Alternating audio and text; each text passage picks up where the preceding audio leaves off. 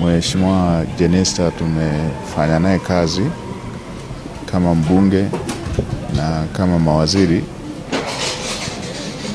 Ni mtu aliyekuwa na jitihada kubwa sana za kuhakikisha kazi ambayo amepewa inakuwa na matokeo. Kwa kipindi alikuwa mnadhimu mkuu wa serikali bungeni, na ndio nikiwa waziri wa fedha. Mambo mengi yanayohusu sekta ya fedha yalikuwa yanahitaji uratibu wa mnadhimu mkuu wa serikali bungeni, Chief Whip, na yeye alifanya kazi hiyo kwa umahiri mkubwa sana. Ni mtu aliyekuwa anataka mara zote kuona